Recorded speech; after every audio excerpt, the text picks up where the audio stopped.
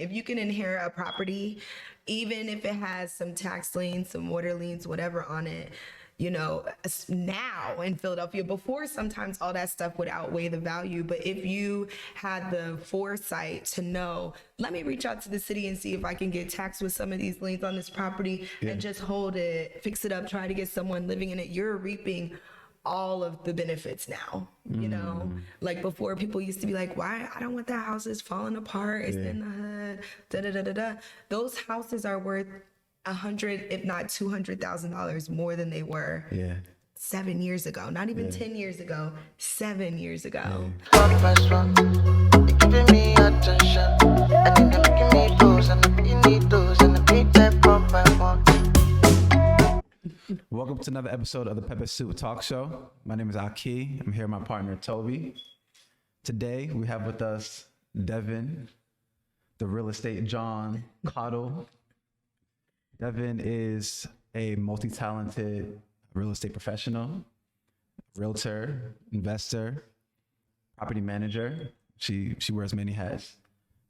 I'd say she's also a visionary, and she's someone who really cares about impacting her community.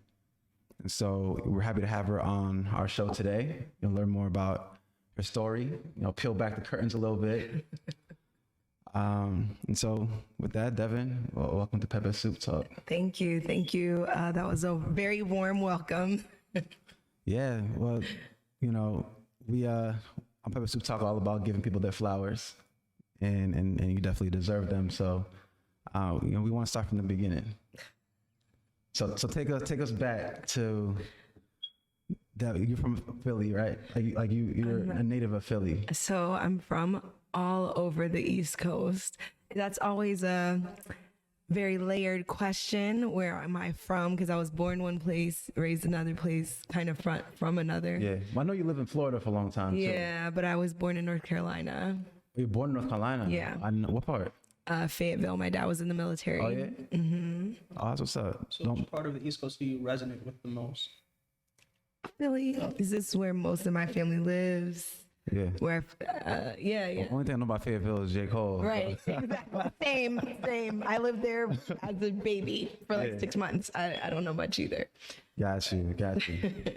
Okay, so Fayetteville so you say you've lived in how many places? So I was born in Fayetteville, then we moved to Philly, then we moved to Orlando, then my mom moved back to Philly. Now she's in Tallahassee. Okay. So I've been all up and down the East Coast. Where do you feel most connected to? Philadelphia. Feel most connected for to Philly. sure, 1,000%. Yeah. Okay, cool. So how was it growing up being in different cities? Did you always feel most connected to Philly, or did you always feel like you were sort of when I think about people who live in a lot of different places, I think a lot of times about people whose parents were in the military, and how you never fully feel connected to one. Yeah, I mean, my mom moved all the time, so never really felt like I moved schools a lot, cities a lot, so never really. Philly was always home because this is where everybody else lived. My great-grandparents, my grandmother, my cousins, my uncles, my aunts, So this was my stability with Philadelphia. Got you. Okay. And then what part of Philly? Nice Town, Tioga area. Nice Town, Tioga, okay. 18th and Venango. 18th and Venango. That's the rough area, right? Ain't it? Oh, That's rude. From what I've heard. Well, as you know, Philadelphia is very block by block. My block was not hot. Thank you very much. It was a lot of old heads, homeowners, I feel like that's a thing, though, where there are a lot of people who own their homes. Yeah. Who have owned their homes. Or like their family has owned that home for like 2-3 generations or more, So like my great grandparents were on the block that was around the corner from my great grandmother's sister, that was down the street from my great grandmother's second born daughter, that was down the street from like my house that my dad grew up in. You know what I mean? So like when you're like, oh, that's a rough area, not the whole 3-block radius, I had family. So it wasn't like, Right. Do you feel like, because you're very into real estate. You have a tagline, Dev the Real Estate Jawn, which we love, by the way. Thank you. Do you feel like that seed was planted early for you, or? Definitely. So I guess my great grandparents, yeah. So my great grandfather, they moved up here from North Carolina as well. But obviously a million years ago, like in the 40s. Yeah. And so the first place where they lived was the old Richard Allen housing projects. And they worked and saved all their money to buy that house at 18th and Venango. So, and then after that, they owned a property across the street too that they used to rent out. They didn't stay landlords, but like, you know, home ownership, landlording, that's always been in my family. That's on my mom's side. On my dad's side, my grandmother, she retired from the payroll department of the Philadelphia Police Department. Between when she worked there to when she retired, she owns the duplex that she lives in, that she's been house hacking since 1992. The house that she raised my father in the 1900 block of Venango Street. The house that she grew up in West Philly down the bottom at 48th and Marco, and a house that she bought uptown that's also a duplex. So like it was just always, it wasn't something I thought about, but when I think about it, it's like, oh, my grandparents and great grandparents have been doing this for a while, you know. Especially my grandma, she's really like the shit for real. Like I said, she was doing this stuff before it was even a thing. She just something, I don't know, she says it's God. She was like, just something told me when I was leaving my husband, I should buy something that's gonna pay for itself even if I don't have a job. And she's owned that house free and clear for decades now. Wow, that's amazing. It's amazing. That's dope. And just on another note, you did, you know, give some of your, I guess, ancestral background, like for a better term. In terms of siblings, do they have the same, if you have any same mindset, cousins and stuff like that? Well, I'm the oldest of all my cousins and my siblings, so I'm the trailblazer. So You're a guinea pig. yeah, exactly. So, yeah, I'm the guinea pig. So Got you. Yeah. Did you study real estate in school? No. I was actually thinking about going to get my master's when I was in undergrad. So my major was actually sociology because I was gonna get my master's in social work. Got you. Okay, so what was that entry point for you into this space? Like I know from our conversation, you got your license, was it 2017? 2019. 2019. Okay. Was that, but you've been in the real estate industry even before then? Since 2015. So when I moved back to Philly in 2015, that was my first like real job, my first big girl job was I was working at off-campus student high-rise by Temple. So I kind of fell into real estate. That's how it started. I was working so when I moved back, I didn't have a job yet. I just moved back home. Moved back from Florida. Okay. When I moved back to Philly from Florida in 2015, I didn't have a job yet. So I was like bartending and waiting tables at a restaurant downtown. One of my regulars, he was like, you know, what do you do during the day? And I was like, look for real jobs. And then he gave me a job at the Edge as like the office coordinator and student leasing specialist. So, you know. And this provides some context. So you were in Florida for school? Yes. Okay. And then I stayed after because I was working and stuff. But I was working in hospitality. Got you. Let's talk about hospitality a little bit. Yeah, sure. It's not an easy. Not at all. Space to be in at all. Not at all. I love the hospitality industry, though. I think it teaches you to be quick on your feet. Yeah. To make people to actually like know what somebody else needs without having to ask them. You know, just through repetition and with really learning who your client is and things like that. I learned so much in hospitality. That's definitely something I want to tap back into later on in my life. That's one of my long-term goals is to own a socially conscious hospitality business. Because I just think there's so much that you learn about customer service, about building rapport quickly with strangers, so many transferable skills that you can take into any other industry. Yeah. I feel like because I know that you've done a lot with Airbnb consulting and helping people set up their Airbnbs, helping people go through the process of setting up their Airbnbs. And from having having an Airbnb, I noticed that it's basically hospitality. It is. It's hospitality. It's not real estate investing. It's hospitality. Yeah. You need real estate to, host people, but you're a host. Yeah. You're in the hospitality industry. Once you dive into that short-term rental space, yeah. I think a lot of people, when they get into, if you get into, let's say, an Airbnb specifically, you don't even, to your point, don't even realize that it's hospitality and not necessarily real estate, and myself included. Yeah.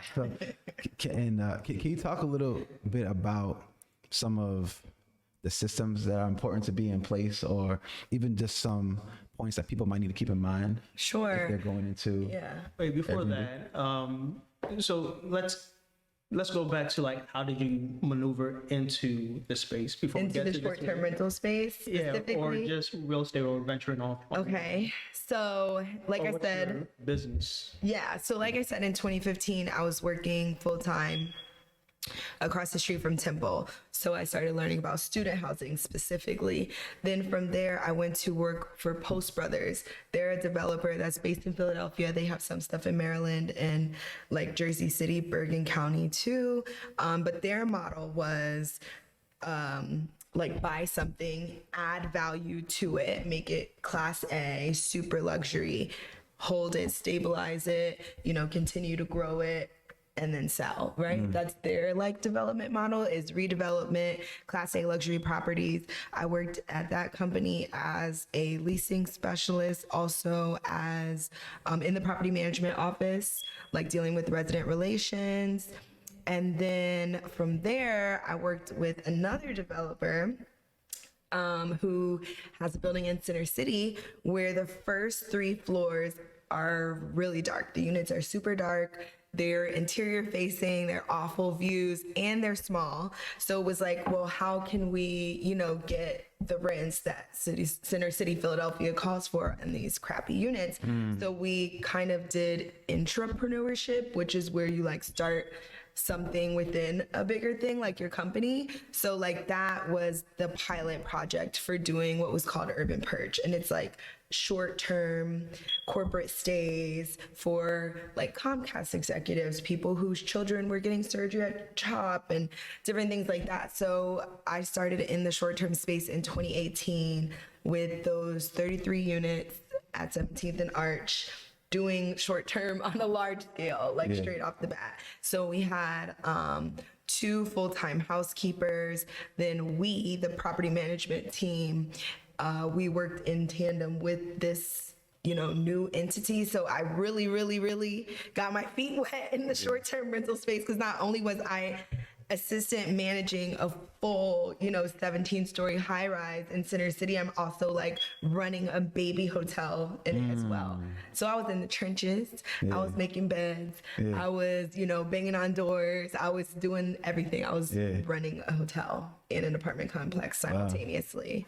Yeah. That's wild. They threw you into the deep end, kind of. Yeah. And it's wild. Now that I look at it, I'm like, I should have gotten paid more when they like had these short-term units to the rent roll. Like, looking back, hindsight is always 2020, but it is. I learned a lot. So Within the 33 units, I know you say you were a property manager. Did you also have to find clients for those properties, or was that? yeah, so we had to do additional marketing to what we were already doing to fill the vacancies in our long-term units. So we had an Urban Purge Twitter, Instagram page, website landing page. We were advertising on Hotels Tonight, Hotel.com, Booking.com, Airbnb. So again, I was running literally a hotel and an apartment complex. I was doing a lot. I was working a lot. What was the term you used for? Did you say Urban Purge? Urban Purge, that was the name of the entity. Oh, okay, the name of the. Ran the hospitality entity. That was the name of it. Got you. Okay, now it's 2015, you said? That was 2018. 2017, 2018. 2017, 2018. Got you. And so then I know that, so you said you got a real estate license in 2019. Correct. But then you also have a property management company. Yes, so that came in 2019. So I think I mentioned my grandmother before, and that she owns a couple properties. So she needed to fill a vacancy and needed help with management at the one in West Philly. So after helping her for like a year, I was like, oh, I could help other seniors or other like Philadelphia natives, because there's, like we were saying before, kind of it's like a thing in Philadelphia. A lot of people inherit property all the time, because like you'll have family members that will live and die in a house, and then you're like their second niece, but like you're the only one who checks the mail or who wants the property, so whatever. So there's a lot of people in the city of Philadelphia that end up inheriting like properties, and you know, this city is old, these houses are old, they're also might be in challenging neighborhoods, so just like helping landlords. I would say I do more like landlord like consulting more than like actual property management, you know, because we definitely try to empower all of our clients for a fee.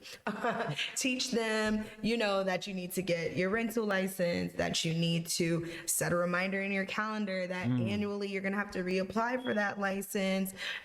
Telling people about getting certificate of rental suitability signed when people move in. A lot of people don't know about that. About having your tenant add you as an interested party on their renter's insurance, so you're notified when it's about to be canceled, when it does get canceled, things like that. Just little stuff like that that I had to always be thinking about because I'm managing, you know, millions in assets. Like I'm teaching you how to do that on a small scale, teaching you how to vet tenants, teaching you things like that, and you know, just helping local people not lose with their assets that they're inheriting. You know, that's life-changing. If you can inherit a property, even if it has some tax liens, some water liens, whatever on it, you know, now in Philadelphia, before sometimes all that stuff would outweigh the value. But if you had the foresight to know, let me reach out to the city and see if I can get taxed with some of these liens on this property and just hold it, fix it up, try to get someone living in it, you're reaping all of the benefits now, you know, like before people used to be like, why? I don't want that house, is falling apart, it's in the hood, da da da da da. Those houses are worth $100,000, if not $200,000 more than they were 7 years ago, not even 10 years ago, 7 years ago. Like, so just that kind of stuff. Like a lot of people, a lot of Black people who are from Philadelphia, I don't blame them, who were raised here, who have children now, they want to move out of the city. They want to move to Delaware. They want to move to the county. They want to move down south. And it's not that I don't want you to pick up and move your family down there, but I want you to put a plan in place for the house you have up here. You need to hold on to it because, you know, the whites are coming. Hold on to grandma's home. Hold on to it. Hire a professional to get some help, some consulting if you need it, but definitely hold on to it. So just to fill in, just a timeline. So between managing the 33-unit property and then that was the property itself was 103 units. About 30 of them were dedicated to short-term rentals.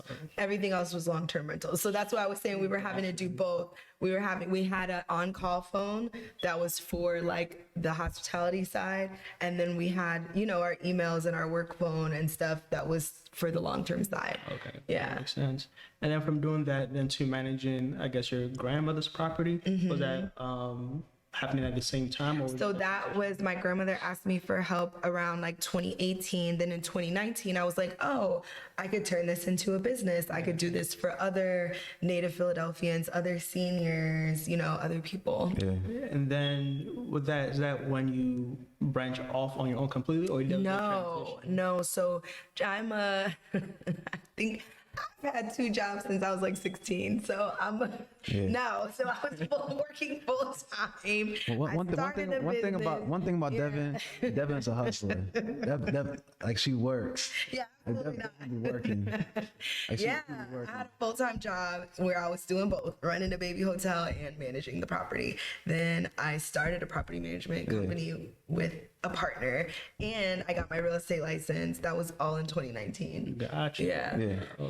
Yeah. I think what's very dope about how you've been moving your career also is because we're friends outside of this real estate thing, and but then I see when we see each other on social media and whatnot, you really are very open about, at least about a lot.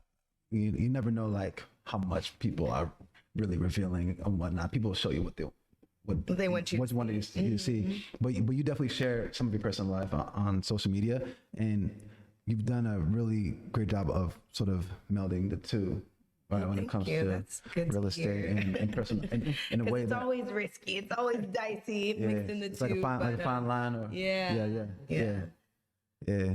So it's I say all that to say it's dope to see someone who works so hard while playing so hard. Like it's like you really, I feel, put a name to the phrase "work hard, play hard." Yeah. You know. It helps that that's kind of how I recharge too. Yeah. Being around other people, experiencing new things. That's kind of how I like get the energy. Yeah. Because for me, I've always like worked hard. Yeah. So I was always Must like, be the labor thing. I was always like, listen, I just gave these people 6 days out of my week. I'm not about to spend my one not doing everything I want to do. So I'm gonna try to, of course I want to sleep and rest, but I also want to go out of town real quick. You know, I try to maximize my downtime in that way. Got you. You know, when you think of it that way, it's like, okay, I do so much for my job, and I'm tired and I wake up and I show up on time for them every day. Why can't I do so much for myself in my downtime? I might be tired going back into work, but I did everything I wanted to do. That's how I look at it. Yeah, like a form of self-care. Yeah, because it can get really easy to just be like, sit at home and just, you know, be by yourself and be like, oh, I need to save money. I'm so tired. I'm so burnt out. But like, you know, if you want to have a full life where you have meaningful relationships, you got to carve out the time to like go tap back into that after you've been in like work mode, grind mode all week, you know? I think one other thing I've noticed about your career is having started with property management and going into being a realtor and these other lanes in real estate. Okay, a lot of people, when they get into the real estate industry, start with their real estate license or even feel like the first thought is, I should go get my real estate license. And it's been interesting seeing you, who started with property management and on the hospitality side, and then kind of go into being a realtor. Yeah. Honestly, I think people who started in other careers first and then went and got their real estate license do better. And that's not something that I'm like making up. In Philadelphia, it's true. Like Alan Dom, he's one of the biggest real estate people in the city. He was in a different type of sales and got his real estate license at 30. And just in 30 years, like... he was 30 when he got his license? 30. I didn't know that. He's like 65 or something. I didn't know that. And he just stopped doing real estate like recently to run for office and that kind of... So I'm talking about for 30, it only took him 30 years to own like almost half the city. Like it's... I mean, that's because, again, like you pick up transferable skills. Right. You build on so much knowledge. I would definitely encourage people to work another job first before they get their real estate license. Bartenders make great realtors. Teachers make great realtors. Any other type of sales you were ever in, you'll make a great realtor, because you have to know how to pivot. You have to hustle. You're an entrepreneur. You're running a business. Like real estate, everybody thinks it's just cute. Like, you know, oh, I'm going to be successful because I passed my test on the first time and my dad's gonna let me list his house and my friend who's pregnant is ready to buy. So I'm just set. I'm gonna be, but that house, that friend who's pregnant, they're gonna delay that for 2 years. And you just showed them all those houses for 2 months straight. And now they don't want to buy anymore. They done moved in with, you know, the grandparents. That dad, you know, that house, he wants $4 million for it. It's only worth $3 million. It's gonna be sitting for months. You know what I mean? So you have to learn how to pivot out of that, how to make money in any type of market, how to run a business. Again, I'm gonna say that again, run a business, because you're running a business and you're an entrepreneur. When you're a realtor, you're a 1099 contractor. Nobody is handing you anything. You eat what you kill. So again, like, so if you've never if you've never ran a business before, you should probably work for another business before you come out the gate running a business. Like a lot of people think when you're a realtor, yes, you hang your license with the broker, but you don't work for or answer to anyone but yourself. So if you don't have strong organizational skills, or you don't have a very strong work history to fall back on and pull soft skills out of, you might struggle as a realtor just fresh out of real estate school. There's no boss. There's no employee handbook. So there's two things I want to highlight. When you say soft skills, that's very, I'm not going to say a buzzword, but it's very needed in a lot of industries. I guess the most deals are made more not on what you know, but how you interact with people. And with your experience, what's, I guess, the soft skills that you have that you're able to not only sell your product or, I guess, sell yourself? As an entrepreneur or as a business person, people invest on the person versus what Yes. I would say some of my soft skills that have ended up being like real skills, I guess you would say. Yes, soft skills, that's such a bad word for it, because those are the things you can't teach. That's what it should be called. Yeah, the intangibles, the things you can't teach. That's the stuff, like you said, that gets people furthest in business. And so some of mine is the ability to connect with and build rapport with people super quickly. I definitely learned that from moving and switching schools a million times and sharpened it in hospitality. So that's one. Definitely being a quick thinker and being able to pivot and like think on my feet. Yeah. I'm just solutions oriented. I'm always like, somebody's like, okay, well, there's, we're on tour. They loved this house when they sent you the pictures of it. You walk in and there's, the roof is half caving in. Instead of being like, oh, on to the next house. No, if you really love this house, let me talk to the seller. Let me see. I actually know a roofer. Let me give them their, just thinking quickly. You have a client. They want this house. There's an issue with said house. Instead of being like, just focusing on the issue, while the issue is important because we need to know the cause of the issue to fix it, I'm here. I'm like, this is where we need to be. We need to close this. We need to close this deal. You want to be in this house. How can I get you there? So of course there's going to be roadblocks. So learning how to pivot, how to overcome obstacles, think quickly, and just the ability to kind of connect to anybody. That's deep. And then, the last thing you mentioned was, 2019, helping your grandma with her cribs.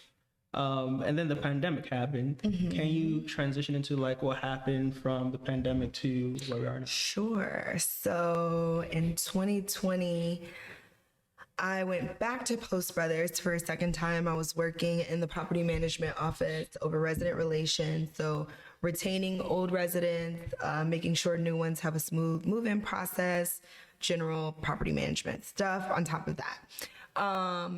Luckily, they didn't have to fire anyone over the pandemic. Our job was deemed essential, I guess, because, where people live, it never closes. It's open 24 hours. So all of maintenance, construction, well, not construction, but they don't really work around other people. But anyway, all of maintenance, all of property management, all of leasing was deemed, what were they calling them? Essential. Yeah, it was deemed essential. So I still had a job. And then that is also the year when I hung my license. Luckily, that didn't take a hit at all. That was the opposite. Everybody's like, I'm home. I need more space. So that wasn't affected at all. Everybody was still moving. So both jobs were doing well. As far as property management, all of the clients who we were consulting for, I think only one had an issue with, they were laid off or lost income or whatever, but it was 2 women on the lease. So the one was still working, and the landlord, who is a phenomenal person, was like, you guys always paid on time up until then, pay me what you can till we get through this. So even on the property management side, there weren't any issues with me personally. Employment wise, there weren't any issues. That sounds good. And then back to your original question, the part of setting up Airbnbs, did that start during the pandemic also? Was it part of the... So that's something I kind of fell into. People were like, oh, you want to start an Airbnb? You should talk to Devon. I kind of fell into that. Gotcha. So there were 2 things. So I was helping people who just wanted to know about the space in general. And then I was helping people find landlords who were open to doing arbitrage. So the traditional Airbnb or short-term rental style is, I own this house, On the weekends when I'm not here, I will let other people use the space, or I have this additional space on my property. I'll let people use it for a fee. Then there's another one where you have a landlord who you have a set price that you give them every month, and then they then allow you to sublet that unit to make additional income. They don't care how much you're making additional income as long as they get their one price every month. So I was helping people either one, set up their home or extra space or whatever as a short-term rental and teaching them about hospitality, or two, connecting people with landlords who I knew were forward thinkers and were open to partnering with other business owners. Honestly, that's really what it is at the end of the day. And that was part of my pitch when I would reach out to other realtors and be like, hey, I see this has been sitting a while. I have this client of mine. They're great. They're an entrepreneur, a business owner. They have the short-term rental business. They're looking to expand. Your property's in a great location. Would your landlord be open to partnering with another business owner? And then if it wasn't a flat out no, they would be like, I'm intrigued. That's interesting. Tell me more. Then I explain more in depth, like, literally you hand over the keys, they're going to install the cameras, they have they're a professional, they have a track record, they have done this. I had my clients set up a resume or a one pager or like a little pitch deck of whatever they've done previously, whether it be in the short-term rental space or they own a home healthcare agency, whatever. Like, I would tell them, think from a landlord's perspective. If you were a landlord, what type of business owner would you want to partner with, and who would you trust to do this, that kind of thing. I was doing a lot of again, consulting, but in the short-term rental space, and it was mainly, those were my main two clients, people who were they already secured a location, they're looking to start this business up, or they need help finding a location. Gotcha. And was that falling into it, was that during the pandemic too, or was it just been a progressive? Yeah, I would say that was more towards 2021. That was more last year where that really took off. Yeah. And I got to give my testimonial because that Devon helped me set up my Airbnb, and she and her partner Amani helped to set it up. And the number one comment I get on it is the design. That's all Amani. The design is all Amani. All Amani. Amani has she can like I know some of it. Like, from when we had that little baby hotel. Yeah. I know some of it. Yeah. Like, I know, like, I need this many I know from stocking a unit. Yeah. You need this many dishes, pillows. I'm more that person. Amani has the design eye. Like, she'll walk in a room, she'll take a picture, she'll upload the picture to slides or to PowerPoint, and like just piece together exactly. Like, it's like she's like, because they put together this basically PowerPoint with all the rooms, and she knows how to it was make a whole mood board. That was hard. I'm not gonna lie. Really great designer. Yeah. And that's CNC or CNC. Yes, that's through property management. Yeah, that we were doing the short-term consulting. Yes. Have Amani been to any of our events? Have you seen her around, or just? Has Amani been to any of our? Like a while ago, not anything recent. Yeah. Nothing recent. Because I met Amani did I meet Amani when we started working on my Airbnb? Or before? I can't remember when I met her. I can't remember either. I don't know. Yeah. Or I don't know. Yeah, I can't remember. I don't remember. Yeah. But she probably used to come around, here or. Yeah. Who knows? But we've known Amani for a while. Yeah. Let's talk about the market a little bit. Okay. Because. And we did our research on Devon, so we went through your social media a little bit. And I think you posted something about the rate, about rates. Yes. Yes, I did. And how you would recommend, or it's an approach to go if you're buying a home right now, to consider getting an adjustable rate mortgage. Yes. And most people who aren't versed in financial literacy and in real estate, and who might even be in a space but still learning, right? You hear the term adjustable rate mortgage and you automatically think predatory. Yes. And that's not necessarily the case. Correct. And so with this market right now, we see interest rates going sky high compared to where they just were. And people are starting to buy less, but obviously people are still buying. And if you're an investor, you're finding creative ways to finance and whatnot. Can you talk a little bit about the market and the approach that maybe people who are interested in buying a home might want to be thinking about right now? Sure. So an adjustable rate mortgage, that means that your interest rate is going to change at some point in the life of the mortgage. The reason why it sounds predatory when you first say it is because the people who came up with this idea came up with it for predatory reasons. They were like, I'm gonna suck this person in with this low interest rate. It's going to jump to a higher interest rate 7 years or 10 years from now. And I'm going to bury it in the contract so that they kind of don't know type thing. Where this is the opposite. This is, you are an informed buyer and you are using this tool to your advantage. So you're the one taking advantage of this adjustable rate. Rates are really high right now. So I would like the ability to adjust my rate down the line when they go lower. You're pulling them on them, you know? So that's a great option for right now. While rates are a little high, lock it in at what it's at right now. And later on in your mortgage, transfer it to a lower rate. That's a great tactic just to get you in a home now. Another one that I've used all the time throughout my career, even in 2020, when people were like, you need to waive all inspections and you need to no. I was still asking for seller's assist. I was still asking for repairs after home inspections. Of course, this was on behalf of my client. My clients want these things, so I'm gonna ask for them. You know, that's part of your job. So I was still asking for these things back when the market didn't dictate it. Now the opposite is happening. Now stuff is going to start sitting longer because rates are higher. Not as many people can afford to buy.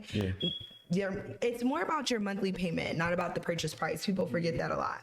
Your mortgage weighs so heavily into how much house you're able to buy. So having really great credit, a really strong debt to income ratio, that's a big deal. So that goes into how much you're paying too, not just what the current interest rates are. If you have an 850 credit score, whatever the average person's getting a loan for is not what you're going to get a loan for. You know, if you have no debt and high credit, you're still going to get a really good rate. So that's one thing people forget. Two is you forget that now that stuff is sitting longer, there's less of a demand for it. Now you have more leverage as a buyer.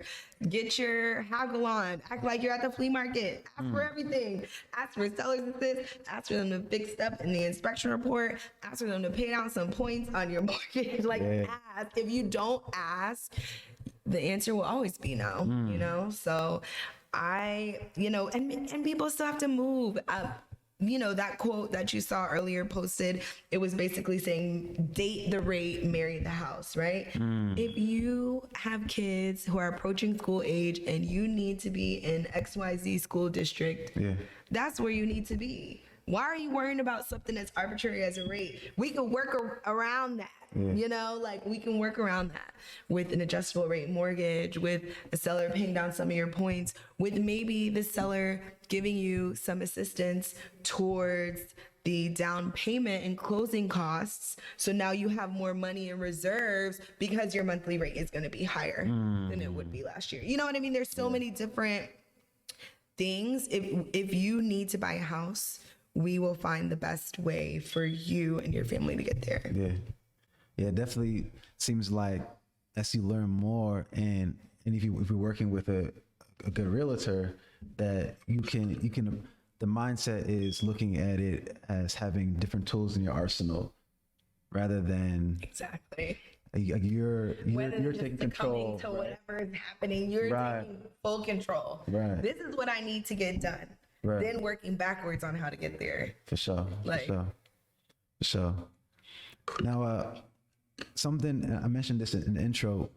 You care about your community. Like you want to do well, and you're doing well, but you also want to do good. and you've talked a little bit about some of your long-term goals, and one of them you mentioned is to one day open up luxury, a ground-up luxury, was it mixed use apartment building? Yeah.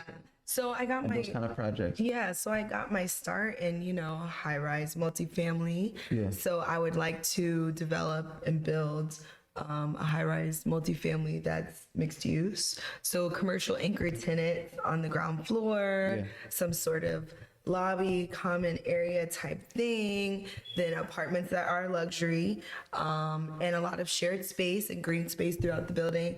But I want it to be mixed income. I think part of what makes neighborhoods great is its diversity, its economic, its age, and its cultural diversity.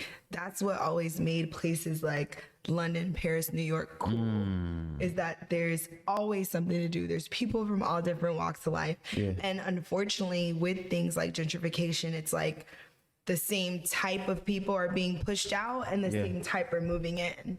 Like, it's not allowing this organic mix to happen that urban environments used to organically have.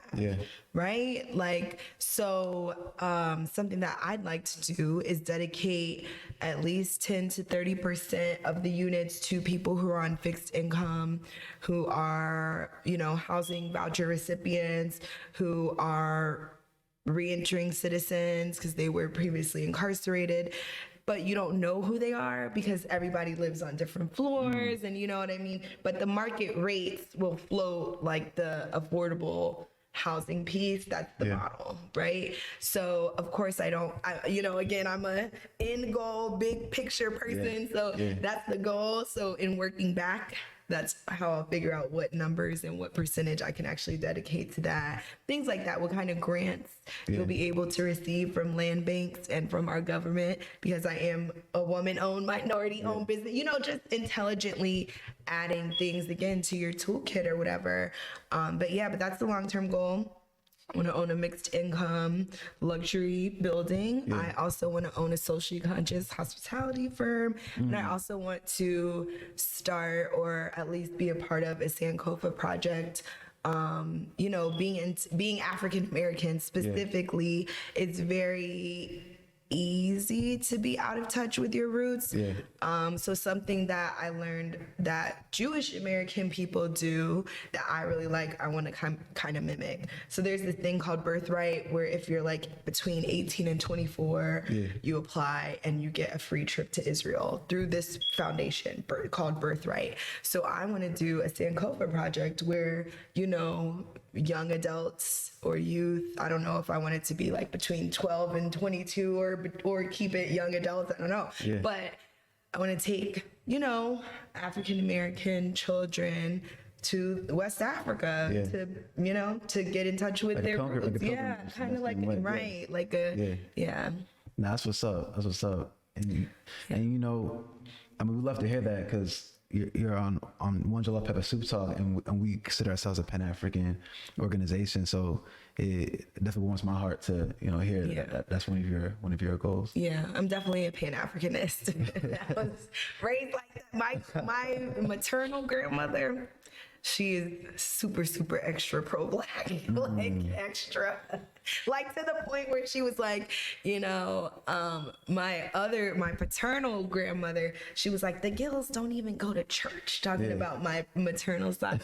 And my grandmother's like, why would I teach my kids the white man's religion? Like, no, we don't go to church. Like, we don't, always, she was, all the stuff that's like cool now, my grandma was on that. Like a million years ago, she was on like eating plant-based, on not blindly following the religion that was used to, suppress us, going to the Salvation, upcycling, like going to the Salvation Army to get clothes, like all those different things that people are now like, you know, back then it was like dirty, it was weird, those dirty hippies, you know, it was like frowned upon. Everybody thought my mom and like my grandma were weirdos, but they were just ahead of their time, you know.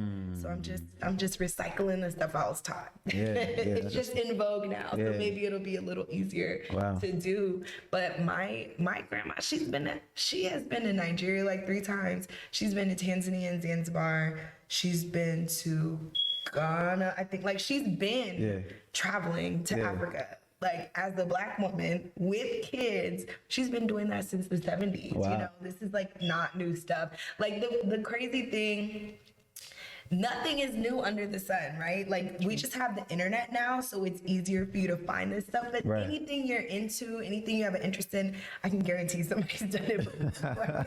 Like, Black people, we have a global footprint. We have been here. We've been smart. We've been getting to the bag. We've been traveling.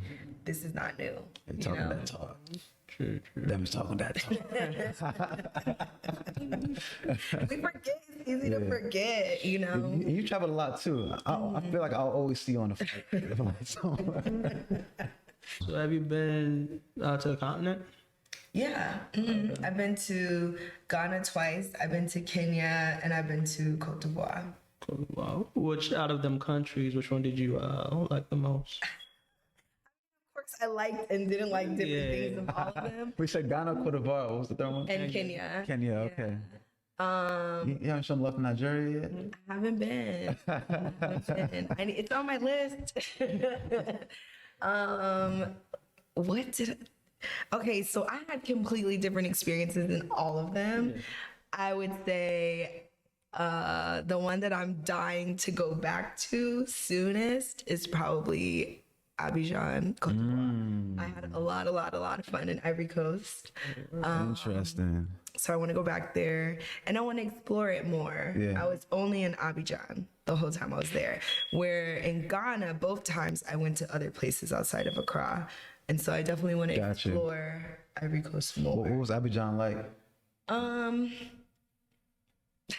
What resonated with you so much that you want to go?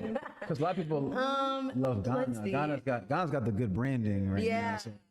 Yeah, that's another thing that I feel like, I think I've told you about this before. Like, you know how Ghana did the Euro turn? I'm like, every country should do like 100%.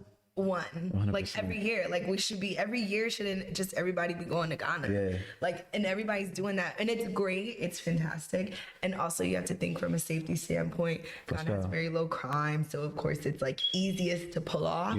But you know, I want to go to Senegal, I want to go to Angola. Like, you know, can we link up those other places? There's so many other places. Can we link up in Togo one December? You know, like, does it always have to be Ghana?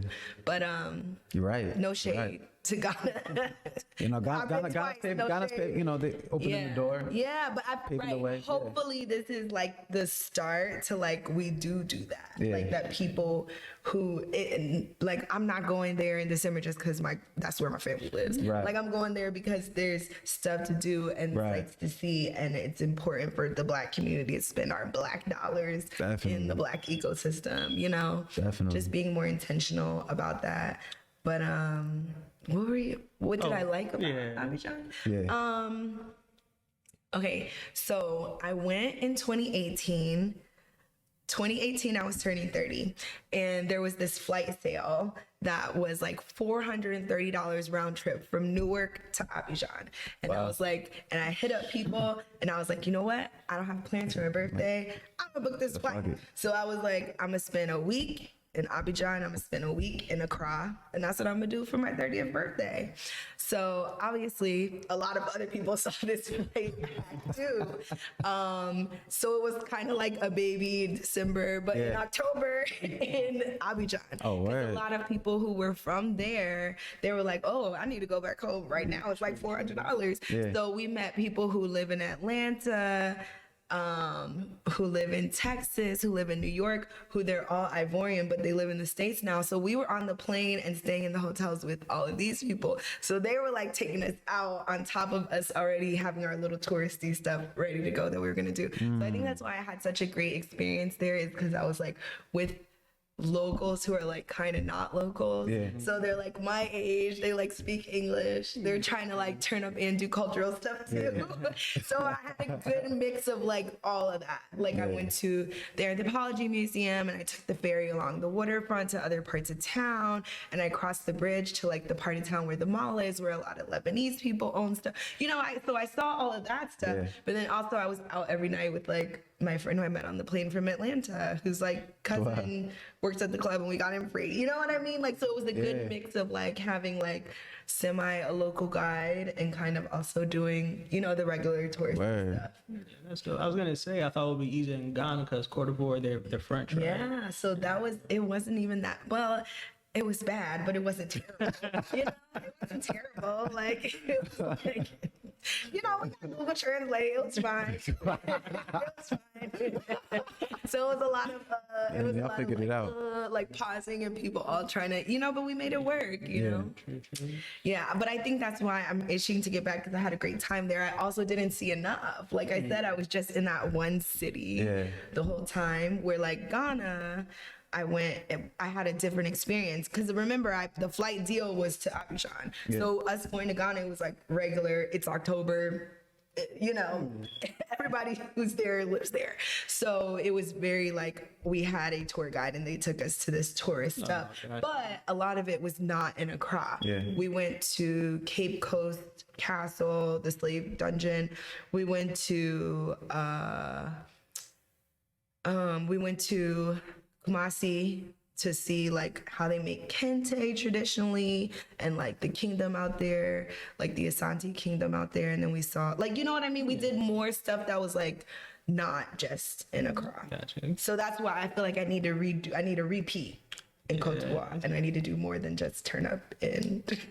Was that your first time in Ghana or your second time in Ghana? That was my first time. So this was the same trip. I just had completely different experiences in Ivory Coast than I did in Ghana. Because I feel like if you were in Ghana like in December. So I went back. Okay. That was 2018. I went back in 2019 in December for the year of return. Afrochella, Afro Nation, like turn up, turn up, turn Was that up. the first one? Yeah. So like that was like turn up times 10. So, but you know what I mean? So I feel like I've done Ghana, at least that area, you know, because I've been to like I said, I've been to Kumasi, I've been to Cape Coast, I've been to Accra, I've been up in the hills in Abori village. Like, you know, I've been a little bit in Ghana. In the streets. Every Yeah. So now, you know, I want to do more of that in Ivory Coast, because I'm already a little familiar with it now. I still don't speak French, but I'm at least familiar with the city. So you know, I want to move around a little bit more. Like there's this, I don't know how to say it properly, but there's this beach, Asani, maybe that's how you say it, that a lot of people go to a resort. Like I want to go there when I go back. You know, I have things I want to do. I was gonna say, you went back to Nigeria. Was it this year or last year? Yeah, in January. January. Yeah, this year. How was your experience as a Nigerian? Yeah. Born and raised here, going back. Yeah, no, for sure. It was good. It was a lot of fun. It was the last time I had gone was years and years ago. The last time I went to Nigeria, they were still doing internet cafes, and it was kind of early on. So it was just cool seeing how advanced everything was compared to last time I was there. What part were you in? I was in Lagos. Okay. Yeah, I was in Lagos the whole time.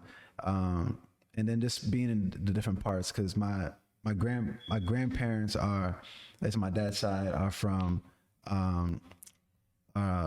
Surulere, which is Oh, that's where Whiskey is from, right? yeah, it's like a city, and then but then you know you got other parts like Ikoyi and Banana Island and these other places. So it was cool seeing just the different parts, but at the same time it felt a little bit kind of rushed, because I was there for my cousin's wedding mostly, and so it was. You had so much weddings. That's what I'm saying. When you go for a thing and you get wrapped up in that thing, you don't have time to like do Yeah. you know?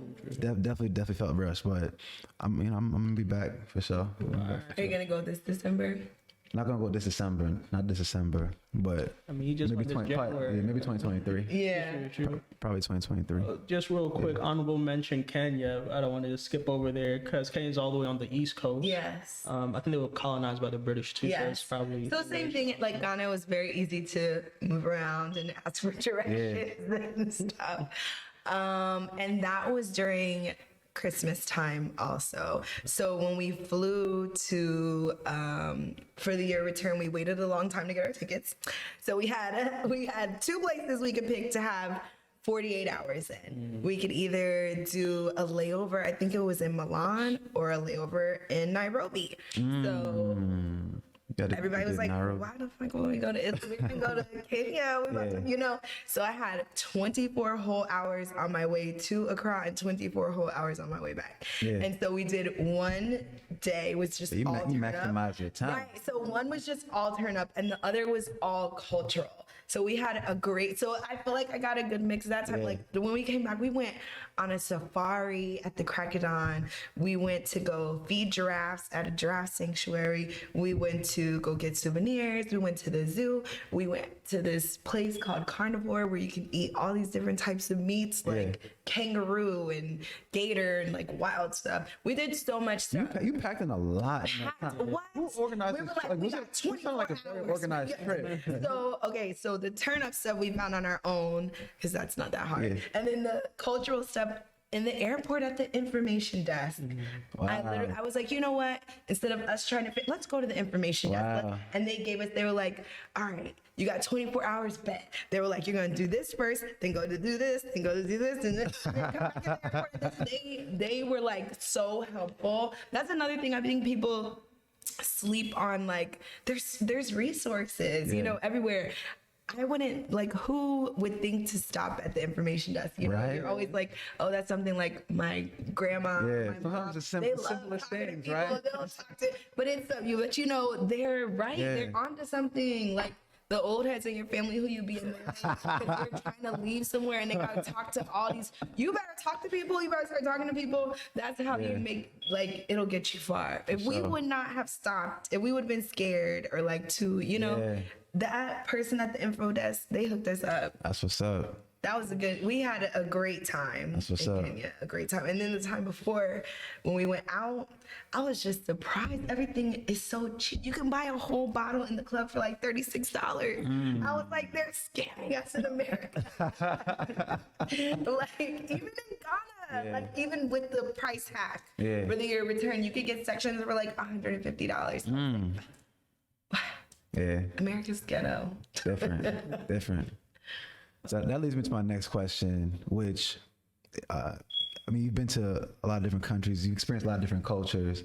So I got to ask you, usually we ask Nigerian or Ghanaian jollof, but I just got to ask you, what is your favorite jollof in general? Eat it that much. Oh, look. I don't eat it that much. I'm not. I like rice, but it's not my favorite. You don't like jollof rice in general? It's not that. It's just it's not, you know what I'm saying? Every place I go, I'm not like, I need to get the jollof. Yeah. So I could, that's not me. So what country has the best food that you've That's a good question. What, Sekou? Say it. Now you got all of our attention. What was I supposed to say? you have to pick a side. What was I supposed to say? I liked the food the best in Kenya. We went to this place. I have no idea what its name is, but I gotta look it up. We went to this place and I had the best goat I ever had in my whole entire life. I don't know what they did to that goat, but it was so good. And it was just this random place where you go have beer in little to-go containers. Yeah. That goat was so good. You must have killed that 3 hours before. What? It was so good. It's so good that I remember that dish specifically. Out of, you know what I mean? That was, I had the best goat of my life in Kenya. Now, I'm not gonna lie, it was the first time. So when I went to Nigeria the first time, I can't remember how old I was, maybe 8 or 9, and I remember there was a goat at my grandma's compound, and it was, I didn't put two and two together. That you was about to eat it later. Yeah, cause we saw them kill the goat, and Oh, man. and they did that because we actually come and later on, it was after I actually You was ate. probably looking for it and everything. Yeah, yeah, that was different. Have you? That was different. Was that when you were younger? Yeah, yeah. I'm not sure if y'all saw this show. It was on Netflix. This comedian Aziz, I forgot. I think his name was Aziz or something. The Indian dude? Yeah.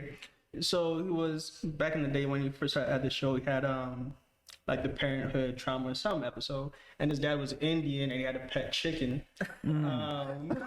back in the day, and he kept using it as a pet, and then one day, Oh man. this sounds kind of dark, but they forced him to kill the chicken. Oh man.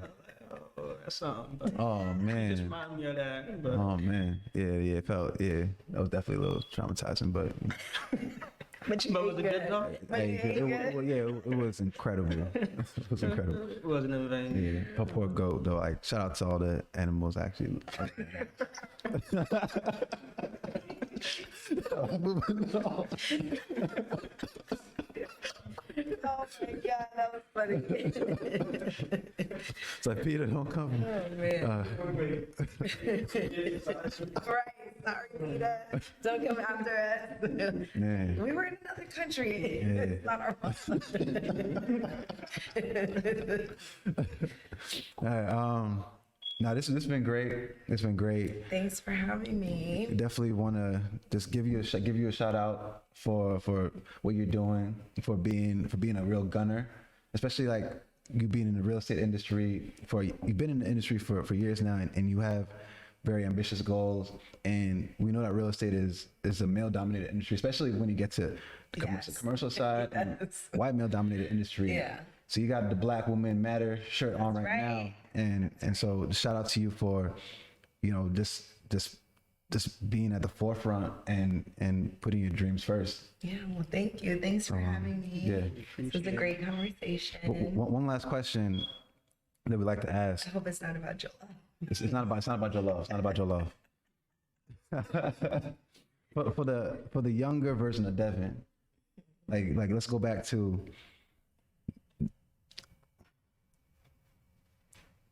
13-year-old version of Devon, thinking about what you know now, all the experiences you've had up to this point. What advice would you have to that younger Devon? What would you tell her? That's a great question. That everybody else is a loser and people suck. No, I feel like I would say that. Translation: Right, self-love. Right. No, because when you're a teenager, you're comparing yourself to everybody else. And you're trying to be normal, trying to be like everybody else. Those people suck. Stay exactly how you are. That would be my advice. Okay. Okay. Cool. Well, let's. With that said, thank you, Devon, again for coming on our show. Thank you. We're going to continue building and watching you take things further and watching you soar and reach great heights. And we hope to see you back on Pepper Soup Talk. Thanks. This was fun. This has been Pepper Soup Talk, and we will catch you next time.